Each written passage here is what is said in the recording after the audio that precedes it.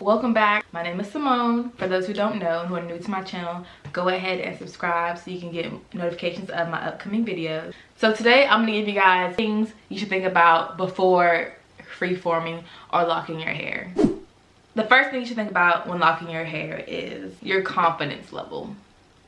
Okay, you want to think about how confident you are if you're going to do a big chop. You know, because a lot of people who do lock their hair, they have to go natural first so that the locks are more uniform and the texture is more uniform that you can possibly get it to be.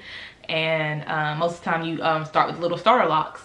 Basically, it's whenever you get your hair twisted, and it's really usually short when you first get it twisted. That way you have, you know, uniform parts. You have sections parted out. That way you kind of have an idea of how your locks are going to start out. That's not what I did with my hair, but that is a way to do it. And when I say how is your confidence level and do you think you will be able to do it and not feel judged, because you're going to be judged regardless whatever you do in life. But when it comes to starting your hair in your lock journey, not everybody's going to think it's cute on you. Some days you might not think it's cute yourself, especially when you're starting off because you're going through that ugly phase, honey, where it doesn't look cute because you haven't flourished yet. You haven't glowed up yet. I have to call her back. Hello? Hello? Why don't you pause me to the phone? I don't know, but I'm recording right now. So I'll call you back. I will call you back. Bye-bye. Bye.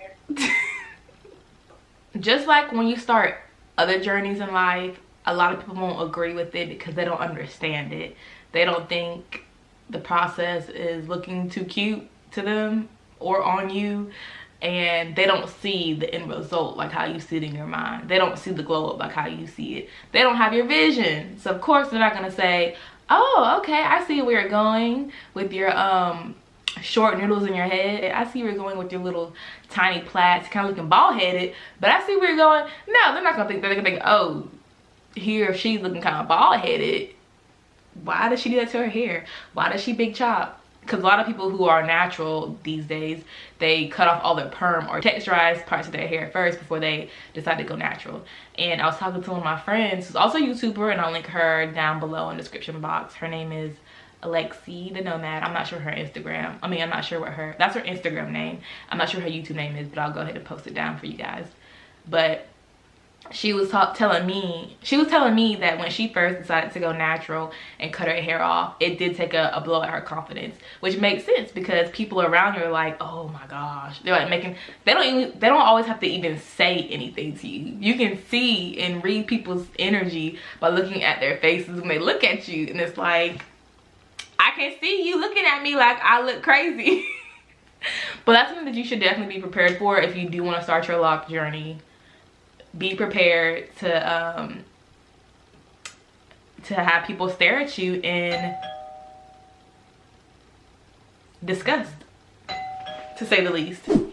So the second thing you should think about before freeforming or locking your hair is the type of style that you want. There's different ways to freeform and there's different ways to twist your hair, because there's different ways to get dreads. So I researched personally before I started on what kind of style I was looking for, what kind of style I was mostly comfortable with, and also the maintenance of it. That's very important because regardless, when it comes to getting your hair done or you do it yourself, it's gonna take time and it's gonna take money, depending on what kind of lock journey you're on. And the reason why I say that is because with some styles of lock journeys, it takes more upkeep. You have to do a lot more just to keep up a certain look that you're going for. Whether for another look, it takes less amount of time, less amount of energy, because you're not getting it styled every, 3 months, or getting it styled once a month, or getting it touched up, or even getting it washed every 2 weeks. It just depends on what you want for your personal journey. The kinds that I can give you off the top of my head are freeforming, of course, which is what I'm doing. Some will say this is kind of semi-freeforming. If you want me to explain the difference between those two, I can do that in a future video. Just comment down below and I will do so. Another kind of lock journey you could go on is the regular twisted, where you get them parted and they have different sections, and then someone twists it up. In each section they take a comb, you know, go down, you know, y'all know, like when you get cornrows and they part it down and they part it across, and you have boxes, basically boxes that you can go in, and the person who's doing your hair will go in and twist it or braid it up or just kind of coil it. And they also have sister locks. Sister locks is another way you can lock your hair, and that was one of the things that I was thinking about when I decided to lock my hair. It was between freeforming and sister locks, and I'm happy with what I chose. I like the way it's coming out. Like I said, if you want to know the difference between freeforming and semi-freeforming, just let me know. But yeah, definitely do your research what kind of lock journey you want to go on, because there's different ways to lock your hair. If you have any others that you thought of or know about that I didn't mention, you can go ahead and comment down below to let everyone else know who's watching this video know about them too, because I might know and just didn't think about it at the moment.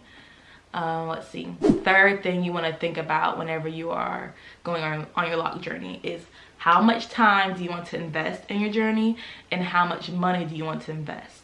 After you research those 3 different ways, or more than 3 different ways to lock your hair, you will understand why that's something you should think about, because some ways are a lot less cheap and some ways are more convenient for whatever lifestyle you're trying to lead. So depending on what kind of style you want will also depend on the amount of time and the amount of money you want to spend on your own lock journey. I think I'm going to end it just with 3 things. I think that's good enough right now. I might make another video in the future adding on more things that come up in my own journey that I didn't think about now, but I'll think about later on. But those are the top 3 things I would say you should definitely think about before you start to freeform, or before you start to lock your hair. Confidence, the type of lock journey you want to go on, and the amount of time and money that you want to spend on your hair. So I hope this video was helpful. I hope you guys learned something new. If not, I'm sorry.